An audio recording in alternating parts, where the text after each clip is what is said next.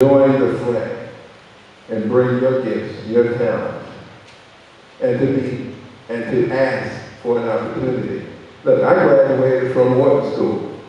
That's one of the highest business schools in America, especially on the undergraduate level. And when I finished there, I went straight to Africa. Because that's what had grown in my mind. That's what the roots were. It's nothing else that I could possibly have done at that point. That's how deep those experiences were. But they became a distraction because I could not affect an environment where everybody was grabbing for everything. You see? Just grabbing. So I was just another, fresh meat, if you will, piece of fresh meat. And I was grabbed. And I had my wife and children there, and we were living there. We sold everything in America we had. I mean, I was going to be pure African in Africa.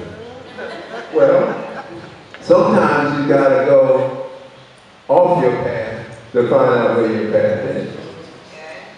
It's called returning home. It's called the prodigal son. And the elder brother said to the father, "Why aren't you celebrating me? I've been obedient. I did all of your bidding. I stayed home." He said, "Because your younger brother did not believe the truth, and he went afar, and he found out it was truth, and he came home." So we're celebrating the truth through your younger brother. You understand what I'm saying? So I had to go through a lot. So did my wife. I don't know how she did it, but she did it. I guess love does conquer all, but rarely do we have that experience in our lives. And I know that, I understand that. So that gives me even more responsibility. You understand? When you have somebody like that in your life, you don't ever get a break, because they're always right here shining. I mean, it's not intentional, but they're not verbalizing it. Like, why don't you do this? Why ain't you doing that? And the light is shining right there. So that's who she's been in my life. So anyway.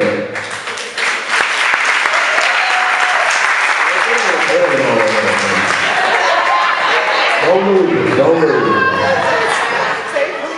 So anyway.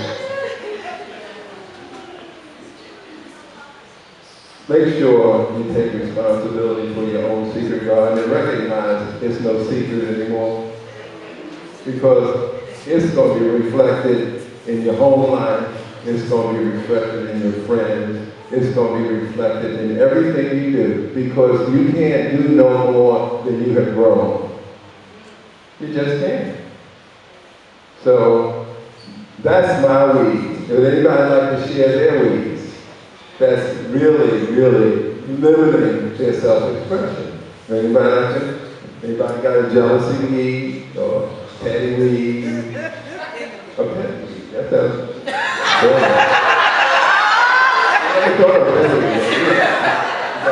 You got a petty?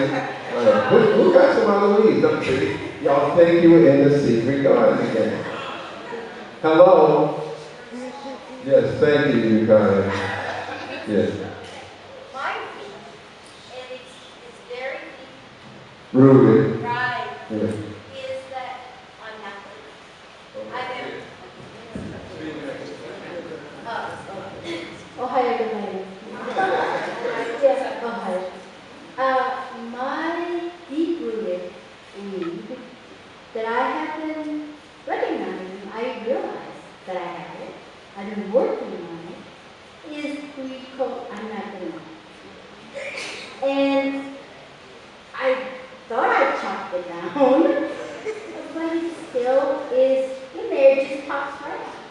When I don't water my flowers, when I'm not mindful, it comes right back. It's very full of, I don't know what is it, but it's full. That's my. That is beautiful. Let's give our hand. So most of us suffer from that weed. You know that. I'm not good enough.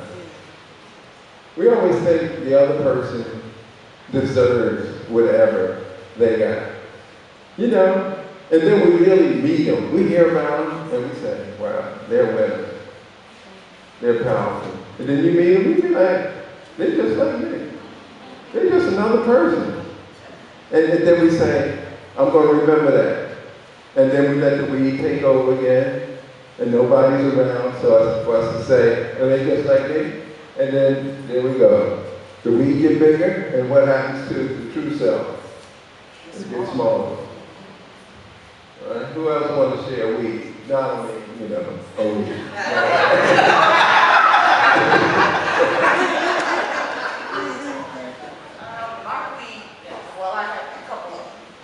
Can everybody hear her voice? Yeah. She went to Gratz like we did, so she can speak that. That's right. My weed is anger and resentment. Oh, okay. And I have to really work to keep my flowers straight. Okay. All right. I can blink my eye Wow. and that weed is there. It's Okay. back. Beautiful. But I just thank the divine that I am aware. I am now aware Okay. of the need. All right. Well, once you become aware of it, you have choices. You can keep working at it. If you're working at it and you're not getting rid of it, it means you're working at getting rid of it. Or you can get rid of it. Because you can now have the insight. That's why people go into psychotherapy. The talking cure is a question of insight. They give them insights and they say, oh, okay, I got that. That means they have lessened the grip of that weed. But you got to pull a weed out by its roots. Once you get the insight that you have a weed or weed cluster, I have clusters, then what you do is you don't give it energy. Or if you get ready to, like the pain body, and I control it, you say, okay, that's the pain body trying to get fed again. Nope, I ain't there, I ain't dealing with that. So you have to be conscious and disciplined and apply what you know. Don't feed. Now, I'm closing now. I have two insights. That which you feed grows. That which you starve goes. Can we say that together? That which you feed grows. That which you starve goes. That's how you do it. Once you get the insight, and then you can replace it with a flower. That which is self-liberating. That which gives you a full consciousness, or a full consciousness of who you are in truth. Because that's what you're looking for. To thine own self be true. That's the law. That's the divine within you. It ain't over there, out there, in any books. It's right here with you, as you. And the final insight is, thoughts are seeds, not things. Because things don't mean nothing to people. They just use the word. You don't know what that means. Thoughts are things. Where are they? What thing? Thoughts are seeds. Don't plant bitters and expect to harvest sweets. Let's do it together. Don't plant bitters. No. The key is thoughts are seeds. Don't plant bitters and expect to harvest. We got to do it again. I think your weeds got in the way. Let's do it. Thoughts are seeds.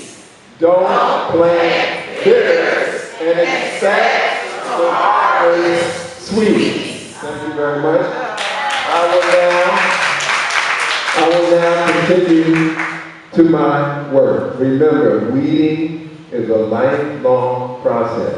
When you see the monks out here meditating, they're weeding. So, it ain't no shortcuts to this. You got to do it if you're going to get it done. Thank you very much.